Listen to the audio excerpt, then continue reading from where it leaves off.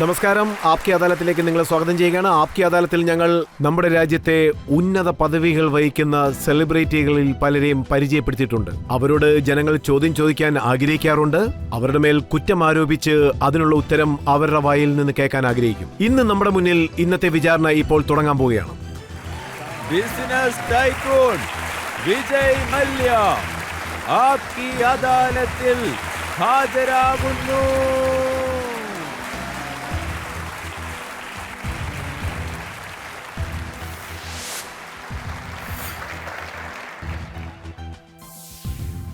ആപ്കി അദാലത്തിൽ ജനങ്ങളുമുണ്ട്, നമ്മുടെ അതിഥിയുമുണ്ട്, നമ്മുടെ ജഡ്ജിയുമുണ്ട്.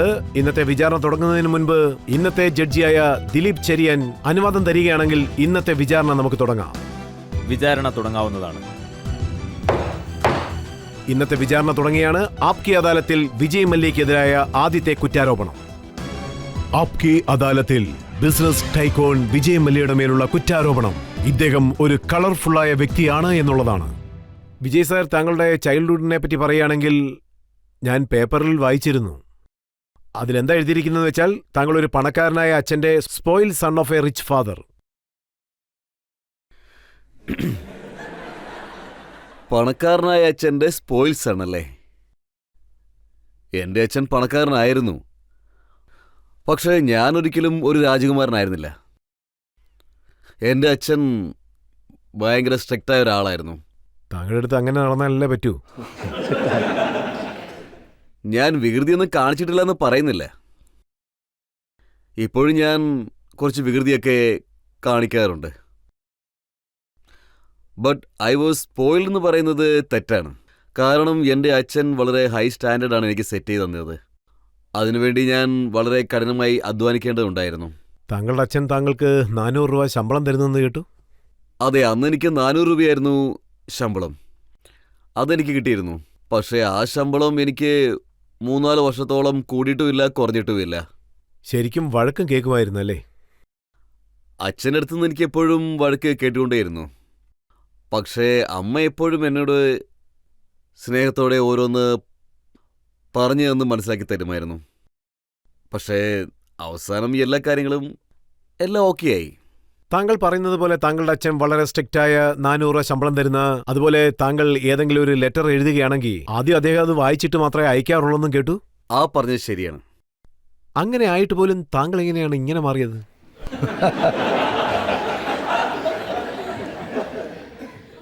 അച്ഛൻ ആദ്യം എന്നെ അതിഥ വിഹാറിലേക്കാണ് അയച്ചിരുന്നത്. അതിനുശേഷം പിന്നെ ഷാജപൂർ, ഉത്തർപ്രദേശിലേക്ക് അയച്ചു. ഞാൻ അച്ഛൻ്റെ അടുത്ത് വണ്ടി വേണമെന്ന് ആവശ്യപ്പെട്ടു. തരാൻ പറ്റില്ലെന്ന് അദ്ദേഹം പറഞ്ഞു. പകരം എനിക്കൊരു സൈക്കിൾ തന്നു. അപ്പോൾ തന്നെ എനിക്ക് കുറച്ച് കാര്യങ്ങൾ മനസ്സിലായി. പക്ഷെ ഞാൻ ഇൻവെസ്റ്റിഗേറ്റ് ചെയ്തതിൽ ഒരു കാര്യം അറിഞ്ഞു, താങ്കൾ താങ്കളുടെ മകൻ്റെ അടുത്ത് ഇത്രയും സ്ട്രിക്റ്റ് ആയിട്ടില്ല. അല്ലല്ല, ഞാൻ നല്ല സ്ട്രിക്റ്റ് തന്നെയാണ്. അതുമാത്രമല്ല, ഈ കാലഘട്ടത്തിൽ 18 വയസ്സുള്ള ഒരു ചെറുപ്പക്കാരനെ എനിക്കൊരു റൂമിനുള്ളിൽ അടച്ചിടാൻ പറ്റത്തില്ല. അവൻ ബോർഡിംഗ് സ്കൂളിലാണ് പഠിച്ചിരുന്നത്. ഇപ്പോൾ കോളേജിൽ പോകുന്നു, വീണ്ടും ബോർഡിംഗ് തന്നെയാണ്. സോ ബോർഡിങ്ങിൽ ഇൻബിൽറ്റായിട്ട് ഡിസിപ്ലിൻ ഉണ്ട്. അവൻ അവിടുന്ന് ലീവിന് വരുമ്പോൾ പാർട്ടിയിലൊക്കെ എൻജോയ് ചെയ്യാറുണ്ട്. ഈ പ്രായത്തിലല്ലാതെ പിന്നെ വേറെ എപ്പോഴാണ് എൻജോയ് ചെയ്യുക? പക്ഷേ താങ്കളുടെ അച്ഛൻ താങ്കൾക്ക് 25 വയസ്സ് വരെ ഒരു സൈക്കിൾ പോലും വാങ്ങിച്ചു തന്നില്ല. പക്ഷേ താങ്കൾ താങ്കളുടെ മകന് 18 വയസ്സിനുള്ളിൽ തന്നെ ഒരു എയർക്രാഫ്റ്റാണ് ഗിഫ്റ്റായിട്ട് കൊടുത്തത്. അവൻ്റെ പാവമാണ്, അവന് വണ്ടി പോലും ഓടിക്കാൻ അറിയില്ല. നിങ്ങൾ എയർക്രാഫ്റ്റിനെ പറ്റിയൊക്കെ ചോദിക്കുന്നു. ഞാൻ അവൻ്റെ പിറന്നാളിനന്ന് എൻ്റെ എയർലൈൻ ലോഞ്ച് ചെയ്തു. പക്ഷേ മീഡിയക്കാരൊക്കെ അത് അവന് ഞാൻ കൊടുത്ത ഗിഫ്റ്റാണെന്ന് പറഞ്ഞു. സോ ഇതേ മീഡിയ തന്നെയാണ് എൻ്റെ ലൈഫ് സ്റ്റൈലിനെ കുറിച്ചും പറഞ്ഞുകൊണ്ടിരിക്കുന്നത്. എനിക്കെന്ത് ചെയ്യാൻ പറ്റും? ഞാൻ എപ്പോഴും പറയാറുണ്ട്, ഞാൻ അങ്ങനെ തിക് സ്കിന്നായി. മീഡിയയെ സന്തോഷപ്പെടുത്താൻ താങ്കൾ താങ്കളുടെ ലൈഫ് സ്റ്റൈലും ചേഞ്ച് ചെയ്യാമല്ലോ. അത് ഞാൻ മീഡിയക്കാരെ സന്തോഷപ്പെടുത്താനായിട്ട് പോയിട്ട് അവസാനം എൻ്റെ തലേ മണ്ണ് വാരിയിടുന്ന പോലെ ആവില്ലേ? ഞാൻ പിന്നെ വർക്ക് ഹാർഡ്, അതുപോലെ പ്ലേ ഹാർഡ്, ഈ ഫിലോസഫിയിലാണ് ഞാൻ എൻ്റെ ജീവിതം ജീവിക്കുന്നത്. I live in that way. Expensive കാറിൽ ചുറ്റുന്നത്, റേസിംഗ് ഇഷ്ടപ്പെടുന്ന വ്യക്തി, കുതിരയിൽ ചുറ്റിക്കറങ്ങുന്ന ആള്, ഹൈ ഫ്ലൈ ലൈഫ് ജീവിക്കുന്ന ആൾ. പക്ഷെ താങ്കളിപ്പോൾ പറയുന്നത് വളരെ അധ്വാനിക്കുന്ന വ്യക്തിയാണെന്ന്. അതെ, അത് പിന്നെ fast cars, race horses etcetera etcetera അതൊക്കെ നിങ്ങൾ പറയുന്നുണ്ട്. ഇത് മാത്രമല്ല, ഇങ്ങനെയൊക്കെയുള്ള ഹോബികളൊക്കെ ചെയ്യാനായിട്ടുള്ള കാശ് നമ്മൾ സമ്പാദിച്ചാലേ പറ്റുള്ളൂ. അതല്ലേ അച്ഛൻ സമ്പാദിച്ചു വെച്ചിട്ട് പോയത്. അതെ, ഇപ്പോൾ നിങ്ങൾ പറയുന്ന പോലെ ഞങ്ങളുടെ അച്ഛൻ ഞങ്ങൾക്ക് സമ്പാദിച്ചു വെച്ച കാര്യത്തെപ്പറ്റി പറഞ്ഞു പോവുകയാണെങ്കിൽ, ഞങ്ങൾ ജീവിക്കുന്ന ലൈഫ് സ്റ്റൈലിന് അദ്ദേഹം സമ്പാദിച്ചു വെച്ചത് എപ്പോഴേ കാലിയായി കാണും. പക്ഷെ ഇപ്പം നടന്നുകൊണ്ടിരിക്കുന്നത് ഞാൻ ശരിക്കും അധ്വാനിച്ച് കഷ്ടപ്പെട്ടുണ്ടാക്കിയ കാശ് തന്നെയാണ്. അതുകൊണ്ടാണ് ഞാൻ ചെലവാക്കുന്നത്. ഇക്കാര്യം സത്യമാണോ? താങ്കളുടെ അച്ഛൻ മരിച്ചതിന് ശേഷം ബിസിനസ് എല്ലാം താങ്കളുടെ കൈവശം വന്നു, താങ്കളെ ചെറിയ പ്രായത്തിൽ തന്നെ ചെയർമാനുമാക്കി. പക്ഷേ എല്ലാവരും ആ സമയത്ത് പറഞ്ഞത് ഈ പയ്യൻ ഈ കമ്പനി നശിപ്പിച്ചേ അടങ്ങൂ എന്നാണ്. ആ പറഞ്ഞത് വളരെ ശരിയാണ്. നിങ്ങൾ പറഞ്ഞത് ശരിയാണെങ്കിലും പക്ഷേ അന്ന് യൂബിയുടെ ഷെയർ 19% ഇന്നത് 500 മേലിലാണ്. സോ അത് തന്നെ വ്യക്തമല്ലേ? ഇതിൽ അത്ഭുതം എന്താണെന്ന് വെച്ചാൽ താങ്കൾക്ക് എങ്ങനെ ഇതെല്ലാം ചെയ്യാൻ സാധിക്കുന്നു? താങ്കൾ ജോലി ചെയ്ത് ആരും കണ്ടിട്ടില്ല. എപ്പോൾ നോക്കിയാലും താങ്കൾ ഏതെങ്കിലും പാർട്ടിയിൽ കാണാം. ഞാൻ റെക്കോർഡ് നോക്കി, അതിൽ മുംബൈയിൽ നിന്നും സാൻ ഫ്രാൻസിസ്കോയിലേക്ക് 36 പ്രാവശ്യമാണ് താങ്കൾ യാത്ര നടത്തിയിരിക്കുന്നത്. അതെ, അത് സത്യം തന്നെയാണ്. പക്ഷേ എനിക്ക് പറയാനുള്ളത്, മീഡിയ എൻ്റെ പുറകെ ചുറ്റിക്കൊണ്ടിരിക്കുന്നു ഈ പാർട്ടിയിലൊക്കെ. ഇതിലെ വിഷമമുള്ള കാര്യം എന്ന് വെച്ചാൽ ഇവർ ഓഫീസിൽ വരാറില്ല. അതുകൊണ്ട് എല്ലാ ആളുകളുടെയും കാഴ്ചപ്പാടിൽ ഞങ്ങൾ പാർട്ടി മാത്രം നടത്തുന്ന ആൾക്കാരായിട്ടാണ് കാണുന്നത്. ശരിക്കും പറഞ്ഞാൽ ഞാൻ മീഡിയക്കാർക്ക് ഇൻവിറ്റേഷൻ കൊടുക്കാൻ തയ്യാറാണ് ഓഫീസിൽ വന്ന് കാണാൻ വേണ്ടിയിട്ട്. അവിടെയും എന്തൊക്കെ ജോലി നടക്കുന്നുവെന്ന് വന്ന് കാണട്ടെ. മീഡിയയിൽ ഞാനൊരു കോൺട്രവേഴ്സി കണ്ടിരുന്നു. താങ്കൾ കിങ്ഫിഷറിന്റെ കാലണ്ടർ എടുത്തപ്പോൾ ഒരു വലിയ മോഡലിനെ താങ്കൾ സ്വിം സൂട്ടിലാണ് കാണിച്ചിരിക്കുന്നത്. അതെ, സ്വിംസ്യൂട്ടും ഒരു ഡ്രസ്സ് തന്നെയാണ്.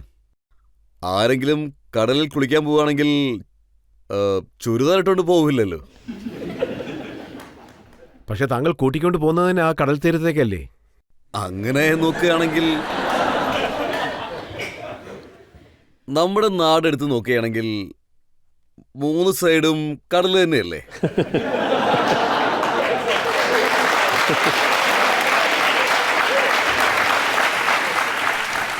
പക്ഷെ ഞാൻ അറിഞ്ഞത് താങ്കൾ ഇപ്രാവശ്യം അവരെ കൂട്ടിക്കൊണ്ട് പോകുന്നത് ഫോറസ്റ്റിലേക്കാണെന്നാണ്.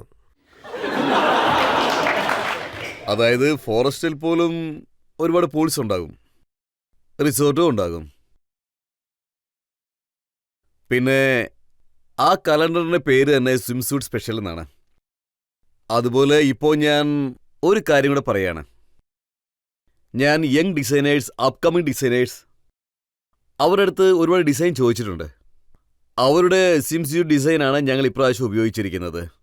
നിങ്ങൾക്ക് അറിയാൻ തോന്നുന്നു, കിങ്ഫിഷർ കലണ്ടർ ലോകത്തിലെ ഏറ്റവും വലിയ കലണ്ടർ എന്നുള്ള ഫാബ് അവാർഡ് കിട്ടിയിട്ടുണ്ട്. വിജയ് സാർ, താങ്കളെക്കുറിച്ച് മീഡിയ എപ്പോൾ എഴുതിയാലും ശരി, താങ്കളെപ്പറ്റി അവരെഴുതുന്ന പ്രധാനപ്പെട്ട കാര്യം എന്താണെന്ന് വെച്ചാൽ, യോട്ടിലാണ് പാർട്ടി കൊടുക്കുന്നത്, രാത്രി തുടങ്ങി വെളുക്കുന്നിടം വരെ അത് തുടരുന്നു, വരുന്നവർ ഡിന്നർ കഴിക്കാതെ ബ്രേക്ക്ഫാസ്റ്റ് കഴിച്ചിട്ട് പോകുന്നെന്നും പറയുന്നു. അത് മീഡിയയും അത് തന്നെയല്ലേ ചെയ്യുന്നേ? അല്ലെങ്കിൽ മറ്റൊരു കാര്യത്തെക്കുറിച്ചാണ് സംസാരിക്കുന്നത്. താങ്കൾ വളരെ ഹൈ ഫ്ലൈ ആണ്. കിങ്ഫിഷർ എയർ ഫ്ലൈയിങ് ഓണറായി ഞാൻ ലോ ഫ്ലൈയിങ്ങിന് പോകാൻ പറ്റില്ലല്ലോ. ഞാൻ എപ്പോഴും ഹൈ ഫ്ലൈയിങ്ങിൽ തന്നെയാണ്. ഇവിടെ ഇന്ത്യയിൽ മാത്രമാണ് ഇങ്ങനെ ഹിപ്പോക്രസിയൊക്കെ ഉള്ളത്. ഒരാള് അയാളുടെ ഇഷ്ടം അനുസരിച്ച് ജീവിക്കുകയാണെങ്കിൽ അവരെ കാണുന്ന ആൾക്കാരൊക്കെ ക്രിട്ടിസൈസ് ചെയ്യും. നിങ്ങൾ പുറം രാജ്യത്തൊക്കെ നോക്കുകയാണെങ്കിൽ ഒരുപാട് മില്യനേഴ്സൊക്കെ ഉണ്ട്. അവരുടെ അടുത്തും വലിയ വലിയ യാർഡ്സൊക്കെ ഉണ്ട്, പ്രൈവറ്റ് ജെറ്റ്സ് ഉണ്ട്, അതുപോലെ എല്ലാം ഉണ്ട്. അവരെ പറ്റിയൊന്നും ആരും വലുതായിട്ട് എഴുതാറില്ല. പക്ഷേ നമ്മുടെ നാട്ടിൽ ആരെങ്കിലും എന്തെങ്കിലും ചെയ്യുകയാണെങ്കിൽ ഉടനെ അവരെ ക്രിട്ടിസൈസ് ചെയ്യാൻ തുടങ്ങും. ഇത് നമ്മുടെ ഇവിടുത്തെ രീതിയാണ്. ഇങ്ങനെയൊക്കെ ക്രിട്ടിസൈസ് ചെയ്യുമ്പോൾ താങ്കൾക്ക് ബുദ്ധിമുട്ടാകാറില്ലേ? ഇല്ല, ഇപ്പോ നോക്കുകയാണെങ്കിൽ ഞാനിതെല്ലാം വിട്ട് ശീലമായിപ്പോയി. അതായത് ഒന്നിനെക്കുറിച്ച് ഞാനിപ്പോൾ ടെൻഷൻ അടിക്കാറില്ല. കാരണം ഞാൻ ഡിഫെൻഡ് ചെയ്ത് ശീലമായിപ്പോയി. അവർക്കൊക്കെ എന്തെങ്കിലും എഴുതാനുണ്ടെങ്കിൽ അതൊക്കെ എഴുതട്ടെ. എൻ്റെ കമ്പനി എനിക്ക് റിസൾട്ട് തരുന്നു. എൻ്റെ അച്ചീവ്മെൻ്റ് എൻ്റെ ജീവിതത്തിൽ എനിക്ക് നന്നായിട്ട് മനസ്സിലാവുന്നു. ആ റിസൾട്ട് വെച്ച് അവർ ജഡ്ജ് ചെയ്യട്ടെ. വിജയ് സാർ, ഇനിയും പല ചോദ്യങ്ങൾ ചോദിക്കാനുണ്ട്, ജനങ്ങൾക്കും പല ചോദ്യങ്ങൾ ചോദിക്കാനുണ്ട്. അതിനു മുൻപ് നമുക്കൊരു ചെറിയ ബ്രേക്ക് എടുക്കാം. ബ്രേക്കിന് ശേഷം ബിസിനസ് ടൈക്കൂൺ വിജയ് മല്യയോടുള്ള ചോദ്യങ്ങൾ നമ്മൾ തുടരുന്നതായിരിക്കും.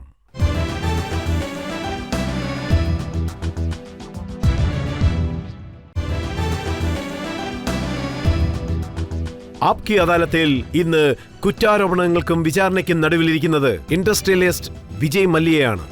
ആപ്കി അദാലത്തിൽ ബിസിനസ് ടൈക്കോൺ വിജയ് മല്യയുടെ മേലുള്ള കുറ്റാരോപണം. ഇദ്ദേഹം സ്വയം താൻ നിയമത്തിന് മുകളിലാണ് എന്ന് കരുതുന്നു. വിജയ് സാർ, താങ്കൾ എപ്പോഴും ന്യൂസിലുണ്ട്. പ്ലേ ബോയ് എന്ന വിശേഷണം, ഹൈഫ്ലൈ എന്ന വിശേഷണം, സ്വിംസൂട്ട് കാലണ്ടർ കാരണവും ഫാസ്റ്റ് കാർ കാരണം, ഇതെല്ലാം ഇപ്പൊ സംഭവിച്ച കാര്യങ്ങളാണ്. പക്ഷേ ചില വർഷങ്ങൾക്ക് മുൻപ് 1986-ൽ താങ്കൾ ന്യൂസിൽ വരാൻ കാരണം താങ്കളുടെ വീട്ടിലും ഓഫീസിലും റെയ്ഡ് നടന്നുകൊണ്ടേയിരിക്കും. അപ്പോ താങ്കൾ അറസ്റ്റ് ആകുകയും ചെയ്തു. അത് ഇൻകം ടാക്സ് റെയ്ഡ് നടന്നു. ഇൻകം കൂടുതലുണ്ടെങ്കിൽ തീർച്ചയായിട്ടും റെയ്ഡ് നടക്കും. അതായത് ഈ രാജ്യത്തെ പ്രശ്നം എന്താണെന്ന് വെച്ചാൽ, ചില ആൾക്കാർ ടാക്സ് ഇവേഷൻ നടക്കുന്നു എന്ന് പറഞ്ഞ് റെയ്ഡ് ചെയ്യാം എന്ന് വിചാരിച്ചു. എൻ്റെ അഭിപ്രായം ഞാൻ അന്ന് പറയുന്നത് തന്നെയാണ് ഇപ്പോഴും പറഞ്ഞുകൊണ്ടിരിക്കുന്നത്. അതായത് ഇൻവെസ്റ്റിഗേഷൻ എന്നത് ഗവൺമെൻറ്റിൻ്റെ ഒരു കടമയാണ്. പക്ഷേ ആ ഇൻവെസ്റ്റിഗേഷന് കുറച്ചൊക്കെ മര്യാദ വേണം. ഞാൻ പറഞ്ഞു വരുന്നത് എന്താണെന്ന് വെച്ചാൽ, ഇന്ത്യയിൽ മാത്രം അല്ല ഇൻവെസ്റ്റിഗേഷൻ ഇങ്ങനെ നടക്കുന്നത്. എല്ലായിടത്തും നടക്കാറുണ്ട്, പുറം രാജ്യത്തൊക്കെ നടക്കാറുണ്ട്. പക്ഷേ ഈ ഇൻവെസ്റ്റിഗേഷനൊക്കെ കുറച്ചൊക്കെ മര്യാദയോടും അന്തസ്സോടും കൂടിയാണ് നടക്കുന്നത്. പക്ഷേ ഇവിടെ ശരിക്കും നടക്കുന്നത് റെയ്ഡാണ്. വീട്ടിലേക്ക് വരുന്നു, കതക്, അലമാരി എല്ലാം തകർത്ത് കളയുന്നു. അപ്പോ നമുക്ക് ഉണ്ടാകുന്നൊരു വികാരം, നമ്മുടെ ഇന്നസെൻസ് പ്രൂവ് ചെയ്യേണ്ടി വരുന്നൊരു ഗിൽറ്റിയാണ്. താങ്കളെ അറസ്റ്റും ചെയ്തു. അതെ, ബാംഗ്ലൂർ എയർപോർട്ടിൽ വെച്ച് തന്നെ അറസ്റ്റ് ചെയ്തു. പക്ഷേ ഉടനെ തന്നെ ബെയിൽ കിട്ടുകയും ചെയ്തു. ആ റെയ്ഡിൽ ഞാൻ അറസ്റ്റ് ചെയ്യപ്പെടാനുള്ള കാരണം അത് ഷാവാലസ് കാരണമാണ് നടന്നത്. കാരണം ഷാവാലസ് കമ്പനി സർക്കാരിനൊരു കംപ്ലൈൻറ്റ് കൊടുത്തിരുന്നു. ഞാൻ ഫോറിൻ എക്സ്ചേഞ്ച് റെഗുലേഷൻ ആക്ട് വയലേഷനിൽ ഷാവാലസിൻ്റെ ഓവർസീസ് ഷെയർസ് ഞാൻ വാങ്ങിയെന്ന്. അവരുടെ കുറ്റപത്രം അതായിരുന്നു. ആ കാരണം കൊണ്ടാണ് റെയ്ഡ് നടന്നത്. ഞാൻ അതിൽ നിന്ന് പുറത്തു വന്നു. അതിനുശേഷം ഞാൻ ഷാവാലിസ് തന്നെ വാങ്ങി. അതായത് 2000-ൽ താങ്കളുടെ മേൽ ചുമത്തപ്പെട്ട കുറ്റാരോപണം എന്താണെന്ന് വെച്ചാൽ, റിസർവ് ബാങ്കിൽ അനുവാദം വാങ്ങിക്കാതെ താങ്കൾ കിങ്ഫിഷർ ലോഗോ ഉപയോഗിച്ചിരിക്കുകയാണ്. അതുകൊണ്ട് താങ്കളുടെ മേൽ എൻഫോഴ്സ്മെന്റ് ഡയറക്ടർ കേസ് ഇടുകയും ചെയ്തു. ഫെയറ കേസാണ്. ഞാൻ ഒരു കുറ്റവും ചെയ്തിട്ടില്ല. ഒരു home grown super brand kingfisher വന്നു. പുറം രാജ്യത്തേക്ക് അയക്കേണ്ടത് എൻ്റെ ജോലിയായിരുന്നു. അതിപ്പോഴും ചെയ്യുന്നു. നമ്മുടെ ഇന്ത്യയിൽ നിന്ന് ഒരു കാര്യം ലോകത്തിൻ്റെ നിറയിലെത്തുകയാണെങ്കിൽ നമ്മൾ അതിൽ അഭിമാനിക്കണം. ഇപ്പോൾ 2005-ൽ ജനങ്ങൾ പറയുന്നു ഇന്ത്യ മൾട്ടിനാഷണൽ ആവണമെന്ന്. ഞാൻ 1978-ൽ UBA ഇന്ത്യയുടെ മൾട്ടിനാഷണൽ കമ്പനിയാക്കി മാറ്റി. അത് കാരണം തന്നെയാണ് എല്ലാ റെയ്ഡുകളും എല്ലാ ഇൻവെസ്റ്റിഗേഷനുകളും നടന്നത്. പക്ഷേ എൻ്റെ ഭാഗത്ത് തെറ്റൊന്നുമില്ല എന്ന് ഞാൻ തെളിയിച്ചു. പക്ഷേ കാലം എങ്ങനെയൊക്കെ മാറിയെന്ന് നിങ്ങൾ തന്നെ കണ്ടില്ലേ. എല്ലാ ജനങ്ങളും ചോദിക്കുകയാണ്, കാലം എങ്ങനെ മാറിയിരിക്കുന്നു. ഇൻകം ടാക്സ് കേസിൽ നിന്നും താങ്കൾ വെളിയിൽ വന്നു, എൻഫോഴ്സ്മെന്റ് കേസിൽ നിന്നും താങ്കൾ പുറത്തു വന്നു, ഷോവലീസ് കമ്പനി കേസിട്ടു, ആ കമ്പനി തന്നെ താങ്കൾ വാങ്ങിക്കുകയും ചെയ്തു. ഇവയെല്ലാം താങ്കൾ മാനിപ്പുലേറ്റ് ചെയ്തതായിട്ടാണ് പറയുന്നത്. അതുകൊണ്ടാണ് എനിക്ക് ഇൻകം ടാക്സ് ഡിപ്പാർട്ട്മെന്റിൽ നിന്ന് സർട്ടിഫിക്കറ്റ് ഓഫ് അപ്രീസിയേഷൻ, ദേശീയ തലത്തിൽ നിന്നുള്ള അഭിനന്ദനം, സർട്ടിഫിക്കറ്റ് ഓഫ് അപ്രീസിയേഷൻ, രാജ്യത്ത് കൂടുതൽ ടാക്സ് അടയ്ക്കുന്നതിനുള്ള സമ്മാനം ലഭിച്ചത്. താങ്കൾ ഇതെങ്ങനെ മാനേജ് ചെയ്തെന്നുള്ള രഹസ്യം ജനങ്ങളോടും പറഞ്ഞു. അല്ല, അത് മാനേജ് ചെയ്യേണ്ട ആവശ്യമൊന്നും ഉണ്ടായിട്ടില്ല. ഒരാൾ തെറ്റ് ചെയ്യാതെ അയാൾ തെറ്റ് ചെയ്തെന്ന് ഫോഴ്സ് ചെയ്ത് നമുക്ക് ആ തെളിയിക്കാൻ പറ്റില്ല. ഞാൻ തെറ്റായ കാര്യങ്ങളൊന്നും ചെയ്യാറില്ല, അതിൻ്റെ ആവശ്യവും എനിക്കില്ല. വിജയ് സാർ, താങ്കൾ ആ ടാക്സിൻ്റെ കാര്യത്തിൽ ഞാൻ കൃത്യമായിട്ടാണ് അടയ്ക്കുന്നത്. എൻ്റെ കമ്പനികളെല്ലാം നിയമപ്രകാരമാണ് ഞാൻ നടത്തിക്കൊണ്ടിരിക്കുന്നത്. പിന്നെ അതുപോലെ ഒരുപാട് ഡിപ്പാർട്ട്മെൻറ്റുകളും ഉണ്ട്. അവർ വിചാരിക്കുന്നത് ഇവിടെ അന്വേഷണം നടക്കണം, അതായത് ഈ ടെക്നിക്കാലിറ്റി ശരിയല്ല, അത് ശരിയല്ല, ഇത് ശരിയല്ല. അങ്ങനെ പറഞ്ഞാൽ ഈ നാട്ടിൽ ബിസിനസ് ചെയ്യാന്ന് പറയുന്നത് വലിയ ബുദ്ധിമുട്ടാണ്. ചില ആൾക്കാരുണ്ട്, ഗവൺമെന്റിന് അവര് എപ്പോഴും താക്കോലിട്ടുകൊണ്ടിരിക്കും. അങ്ങനെ ചെയ്യുമ്പോൾ അവർക്ക് സന്തോഷം കിട്ടുന്നുണ്ടായിരിക്കും. ഇപ്പോഴും താങ്കളുടെ അടുത്ത് താക്കോലിട്ട് നോക്കാറുണ്ടോ, അതോ താങ്കളെ പേടിക്കുകയാണോ? താങ്കളുടെ മുന്നിൽ താഴെ കാണുന്നില്ല, പിന്നെ എങ്ങനെ താക്കോലിടുന്ന കാര്യം പറയും? പലരും കരുതുന്നത് എന്താണെന്ന് വെച്ചാൽ താങ്കൾ രാഷ്ട്രീയത്തിലേക്ക് വന്നതിന്റെ കാരണം താങ്കളുടെ ഇൻഫ്ലുവൻസ് കൂട്ടാൻ വേണ്ടിയും താങ്കളെ രക്ഷപ്പെടുത്താൻ വേണ്ടിയും മാത്രമാണെന്ന് പറയുന്നു. ഇതിനെക്കുറിച്ചുള്ള പല ചോദ്യങ്ങളും താങ്കളോട് ചോദിക്കാനുണ്ട്. അതിനു മുൻപ് നമുക്കൊരു ബ്രേക്ക് ആവശ്യമാണ്. ബ്രേക്കിന് ശേഷം വിജയ് മല്യയുടെ മേലുള്ള ജനങ്ങളുടെ ചോദ്യങ്ങൾ തുടരുന്നതായിരിക്കും. അടുത്ത ഏത് ചോദ്യമാണ് വരാൻ പോകുന്നതെന്ന് നമുക്ക് നോക്കാം.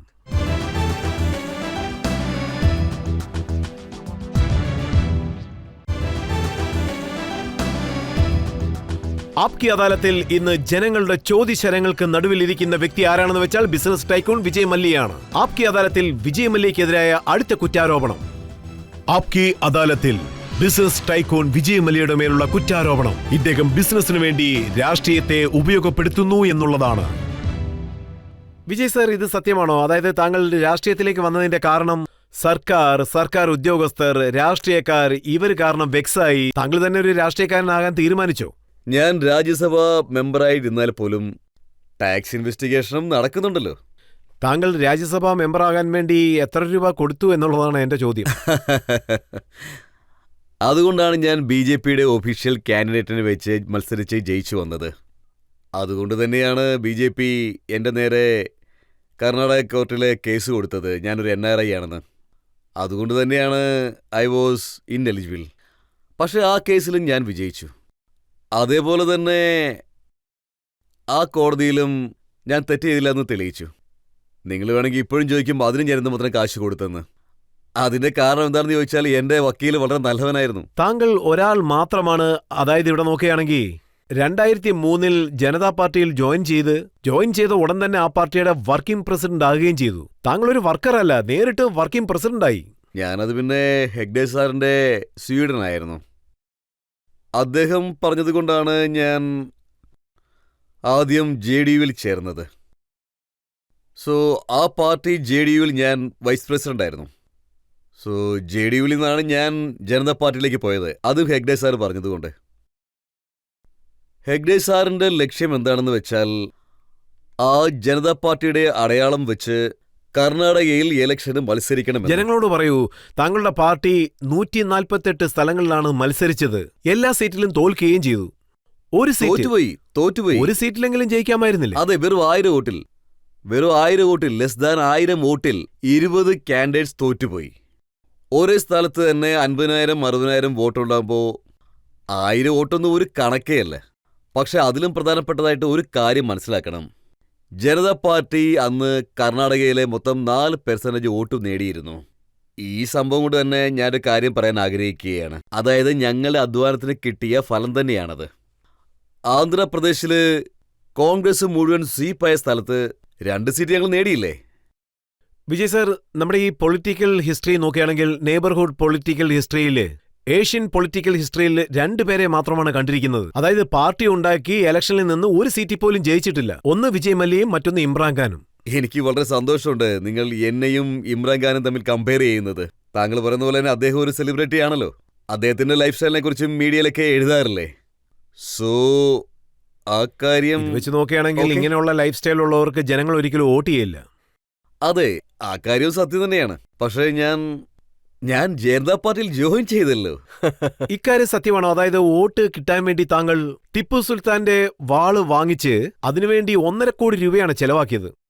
ഞാൻ ടിപ്പു സുൽത്താന്റെ വാള് 1.5 കോടി രൂപ കൊടുത്ത് വാങ്ങിയത് അത് ഇലക്ഷന് വേണ്ടി മാത്രമല്ല. അതിനുശേഷം ഞാൻ എന്റെ സ്വന്തം കാശിൽ നിന്ന് 10 കോടി രൂപ ചെലവ് ചെയ്ത് ടിപ്പു സുൽത്താന്റെ ഒരുപാട് വാർ മെമ്മറീസ് വാങ്ങിയിട്ടുണ്ട്, ലണ്ടനിൽ വാങ്ങിയിട്ടുണ്ട്.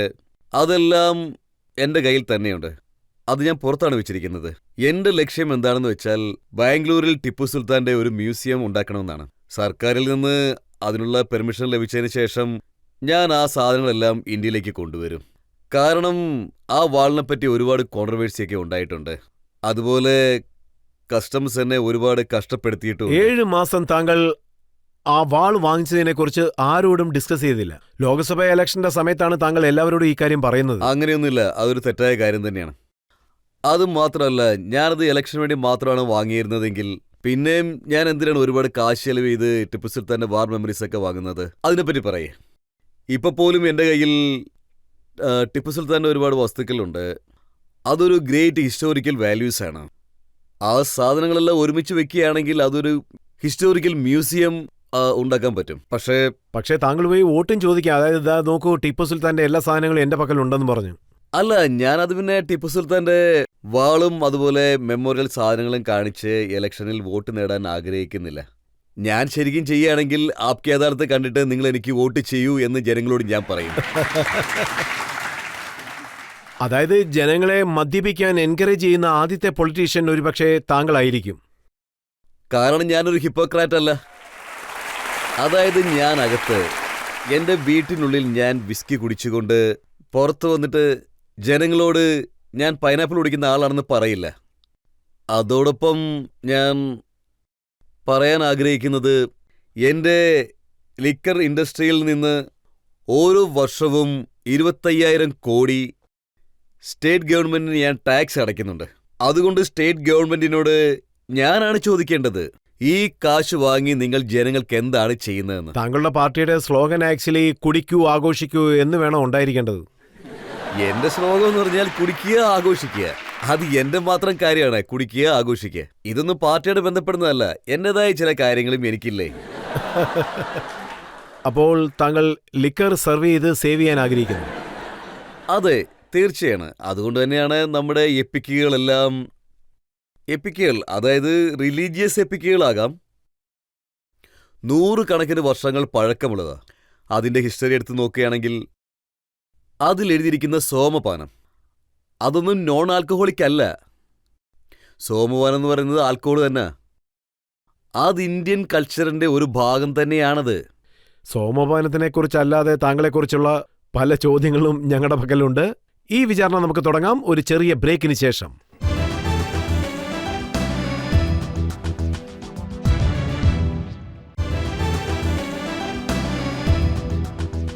ആപ്കി അദാലത്തിൽ ഇന്ന് നമ്മൾ ജനങ്ങൾക്ക് വേണ്ടി വിചാരണ നടത്തിക്കൊണ്ടിരിക്കുകയാണ്. ഇന്ത്യയിലെ ഒരു വലിയ തൊഴിലധിപരും ഇൻഡസ്ട്രിയലിസ്റ്റുമായ വിജയ് മല്യയോട് ആപ്കി അദാലത്തിൽ അടുത്ത കുറ്റാരോപണം എന്താണെന്ന് നോക്കാം. ആപ്കി അദാലത്തിൽ ഇൻഡസ്ട്രിയലിസ്റ്റ് വിജയ് മല്യയുടെ മേലുള്ള കുറ്റാരോപണം, ഇദ്ദേഹം ഗ്ലാമറിന് പിന്നാലെ ഓടുന്നു എന്നുള്ളതാണ്. വിജയ് സാർ, താങ്കളെക്കുറിച്ച് കുട്ടിക്കാലം മുതലേ നന്നായിട്ട് അറിയാവുന്നവർ എന്താണ് പറയുന്നതെന്ന് വെച്ചാൽ, താങ്കളുടെ അച്ഛൻ താങ്കളോട് ജോലിയിൽ നന്നായിട്ട് ശ്രദ്ധ കൊടുക്കാൻ പറയും. പക്ഷേ താങ്കളുടെ ശ്രദ്ധ മുഴുവനും സിനിമയിലേക്കാണ്. അതുകൊണ്ടാണ് താങ്കളെ സിനിമാ തിയേറ്ററിൽ നിന്നും 18 കിലോമീറ്റർ ദൂരെ താമസിപ്പിച്ചതെന്നും പറയുന്നു. എനിക്ക് സിനിമയോട് അത്ര ആവേശവും തോന്നിയിട്ടില്ല. ഞാൻ വെറുമൊരു എക്സാമ്പിൾ മാത്രമാണ് നിങ്ങളോട് പറഞ്ഞത്. ഷാജഹാൻപൂർ എന്ന് പറയുന്ന ആ സ്ഥലം, അവിടെ ജോലിയല്ലാതെ മറ്റൊരു എൻ്റർടൈൻമെൻറ്റും ഉണ്ടായിരുന്നില്ല. അതായത് ഒരു സിനിമ കാണണമെങ്കിൽ പോലും 18 കിലോമീറ്റർ കടന്നു പോകണം. പക്ഷേ എനിക്ക് സിനിമ കാണുന്നുള്ള ആവേശവും തോന്നിയിരുന്നില്ല. ഇപ്പോഴും 6 മാസം കൂടുമ്പോഴായിരിക്കും ഞാനൊരു സിനിമ കാണുക. പക്ഷേ ഇപ്പോൾ താങ്കൾ സിനിമ എടുക്കുന്നതിൽ താല്പര്യം കാണിക്കുന്നതായിട്ട് പറഞ്ഞു. അത് ഞാൻ ഷാവലസ് കമ്പനി വാങ്ങി.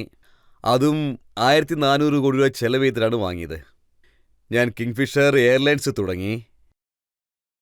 അതിൻ്റെ പിന്നിൽ ഒരുപാട് കഷ്ടപ്പാടുകളുണ്ട്. അതിനുവേണ്ടി ഞാൻ ശരിക്കും നല്ല രീതിയിൽ കഠിനാധ്വാനം ചെയ്തു. ഇപ്പോൾ ഞാൻ എൻ്റെ പ്രയോറിറ്റീസിലാണ് ശ്രദ്ധ കൊടുത്ത് പൊയ്ക്കൊണ്ടിരിക്കുന്നത്. അങ്ങനെയാണിപ്പോൾ.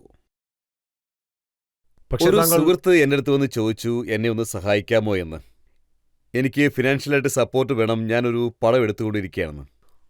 ഞാനൊരു പക്ഷേ ഉറപ്പാട് കൺസിഡർ ചെയ്യും. പക്ഷേ അതിൻ്റെ അർത്ഥം ഞാൻ ഒരു വലിയ ഡൈവേഴ്സിഫിക്കേഷൻ തുടങ്ങി ഞാൻ അങ്ങനെ ഒരു വലിയ ഫിലിം പ്രൊഡ്യൂസർ ആവുന്നു എന്ന അർത്ഥമില്ല. ഞാൻ എൻ്റെ ഒരു ഫ്രണ്ടിന് അല്ലെങ്കിൽ അപ്കമിങ് ടാലൻ്റായ ഡയറക്ടറിന് സഹായം ചെയ്താൽ മീഡിയക്കാർ ഉടനെ പറയുന്നു ഞാൻ വലിയൊരു പ്രൊഡ്യൂസറായിരുന്നു.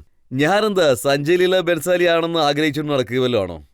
മറ്റു ചിലർ എന്താ എഴുതുന്നത് വെച്ചാൽ, ഈ സിനിമയിൽ ഹീറോയിൻസ് അഭിനയിക്കുന്നില്ലേ, അവർക്ക് സപ്പോർട്ട് ചെയ്യാൻ വേണ്ടിയാണ് താങ്കൾ ഫിനാൻസ് ചെയ്യുന്നതെന്നും പറയുന്നു.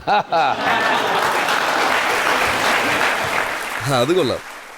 നിങ്ങൾ വളരെ നല്ല ഐഡിയ ആണ് തന്നിരിക്കുന്നത്. ഇതിനു മുമ്പ് ഇങ്ങനൊരു വഴിയുണ്ടെന്ന് എനിക്ക് അറിയില്ലായിരുന്നു. വളരെ നന്ദി. മറ്റൊരു കാര്യം കൂടി ഞാൻ അറിഞ്ഞു, താങ്കൾ സിനി ബ്ലിറ്റ്സ് മാഗസിനും വാങ്ങിച്ചതായിട്ട്. പിന്നെ അതെ, സിനി ബ്ലിറ്റ്സ് എൻ്റെ മാഗസിനായിരുന്നു. ഞാൻ ആ സിനി ബ്ലിറ്റ്സ് മാഗസിൻ എക്സ്പാൻഡ് ചെയ്ത് ഞാൻ ഹൈ ബ്ലിറ്റ്സും ലോഞ്ച് ചെയ്തു.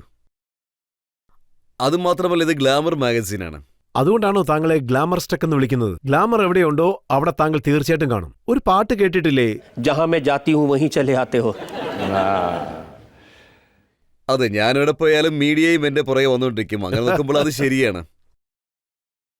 ഇവിടെ ഈ നാട്ടില് മീഡിയയോട് ഒരു ചോദ്യം എനിക്ക് ചോദിക്കാനുണ്ട്. അവരെന്തിനാണ് ഇത്രയും ഗ്ലാമർ സ്റ്റക്കായിരിക്കുന്നത്? Cineblitz is media. നോക്കുകയാണെങ്കിൽ സിനിബ്ലിറ്റ്സ് മീഡിയയാണ്. The covers the film industry. അതുതന്നെയാണ് സ്റ്റാർഡസ്റ്റ്, അതാണ് ഫിലിം ഫെയർ. സോ സിനിബ്ലിറ്റ്സിൽ ഞാൻ എൻ്റെ ഇൻവോൾവ്മെൻറ്റ് എന്തിനാണ് ഇവർ ഇത്രയും വലുതായിട്ടത് കാണിക്കുന്നത്? നിങ്ങൾ നോക്കുകയാണെങ്കിൽ വേവ് മാഗസിനുണ്ട്, കോസ്മോപൊളിറ്റിയനുണ്ട്, ഇതുപോലെ ഫാഷനുമായി ബന്ധപ്പെട്ട ഒരുപാട് മാഗസിനുകളുണ്ട്. അപ്പോൾ ഹൈബ്ലിറ്റ്സിൽ എന്താണ് തെറ്റുള്ളത്? പക്ഷേ കാരണം എന്തെന്ന് വെച്ചാൽ വിജയ് മല്യ എന്തെങ്കിലും ചെയ്യുകയാണെങ്കിൽ അവിടെ ഒരു സ്പോട്ട് ലൈറ്റ് ഉണ്ടാകും. വേറെ ആര് ചെയ്താലും ഒരു പ്രശ്നമില്ല, അവിടെ പവർ ഡ്രിപ്പ് ആകുന്നുണ്ട്. അതുപോലെയല്ലേ ഡൊണാൾഡ് ട്രംപ് എന്തെങ്കിലും ചെയ്യുകയാണെങ്കിൽ അത് സ്പോട്ട് ലൈറ്റിലേക്ക് എത്തുന്നത്? അത് സത്യമാണ്. ഡൊണാൾഡ് ട്രംപ് എന്തെങ്കിലും ചെയ്തു കഴിഞ്ഞാൽ അത് സ്പോട്ട് ലൈറ്റിലേക്കാണ് എത്തുക. പക്ഷേ ഞാൻ ഡൊണാൾഡ് ട്രംപ് അല്ലല്ലോ. താങ്കളും അതേ മാർഗത്തിൽ കൂടെ അല്ലേ സഞ്ചരിക്കുന്നത്? ചില ആൾക്കാർ പറയാറുണ്ട് ഞാൻ ബ്രാൻസന്റെ വഴി കൂടിയാണ് സഞ്ചരിക്കുന്നതെന്ന്. വേറെ ചില ആൾക്കാർ ഡൊണാൾഡ് ട്രംപിന്റെ വഴി കൂടിയാണ് പോകുന്നതെന്ന് പറയുന്നു. പക്ഷെ ഒരു കാര്യം ഞാൻ പറയാം, ഞാൻ വിജയ് മല്യയുടെ വഴി കൂടിയാണ് സഞ്ചരിച്ചുകൊണ്ടിരിക്കുന്നത്. അല്ലെങ്കിൽ താങ്കൾ പ്ലേ ബോയ് ആകാനുള്ള വഴി കൂടാണോ പോകുന്നത്? ആകാനുള്ളതല്ല, ആയി കഴിഞ്ഞിരിക്കുന്നു.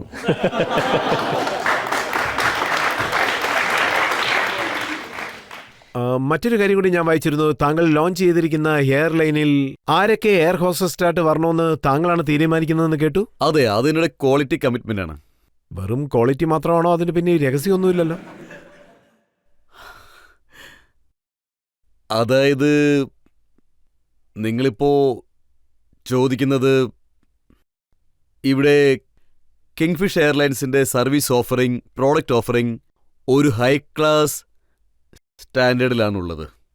അതിൽ ഞാൻ എടുത്ത തീരുമാനം ഇവിടെ ഉള്ളതിൽ ബെസ്റ്റായിട്ടുള്ള ഇൻഫ്ലൈറ്റ് സർവീസ് കൊടുക്കണമെന്നാണ്.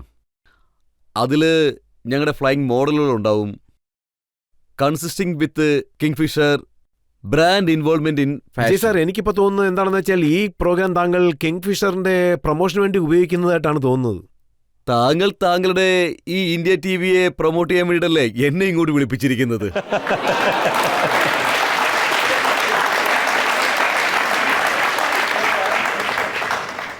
ഇപ്പോൾ നമ്മുടെ ജഡ്ജി എന്താണ് പറയാൻ പോകുന്നതെന്ന് നമുക്ക് നോക്കാം. ആപ്കി അദാലത്തിൽ ഒരു ചെറിയ ബ്രേക്ക് എടുക്കാം. നമ്മുടെ ജഡ്ജിയായ ദിലീപ് ചെരിയൻ എന്ത് ജഡ്ജ്മെന്റ് നൽകാൻ പോകുന്നതെന്ന് നോക്കാം.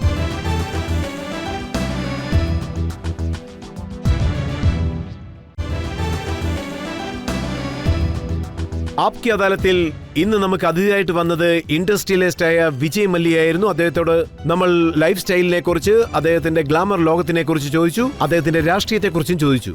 ഇന്ന് ആപ്കി അദാലത്തിലെ നമ്മുടെ ജഡ്ജിയായ ദിലീപ് ചെരിയന്റെ ജഡ്ജ്മെന്റ് നോക്കാം.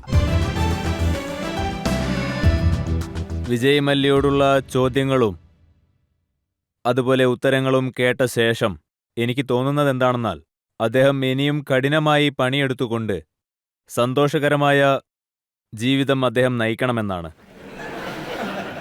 അദ്ദേഹത്തിന് ലൈസൻസ് കൊടുക്കണം. ഇതുപോലെ തന്നെ അദ്ദേഹത്തിന് തുടർന്നും ജനങ്ങളെ ചിരിപ്പിക്കാൻ കഴിയണം. അദ്ദേഹത്തിന്റെ സന്തോഷത്തിനുള്ള ശിക്ഷ പോലെ സോമപാനം തയ്യാറാക്കുന്നതിനും അദ്ദേഹം ഒരു സ്പിരിച്വൽ തോട്ടിന്റെ കലണ്ടർ ഒന്ന് പുറത്തിറക്കേണ്ടതുണ്ട്. അതിനെപ്പറ്റി പറഞ്ഞാൽ അത് മേഘങ്ങളുടെ ഉയരത്തിന് സമമാണത്രേ. അതിൽ UV സ്പിരിറ്റ് അല്ലാതെ ഉയർന്ന സ്പിരിറ്റിൽ നിന്നും ഇൻസ്പയർ ആവണം. അതാണിന്ന് നീതിപീഠം വിധിക്കുന്നത്.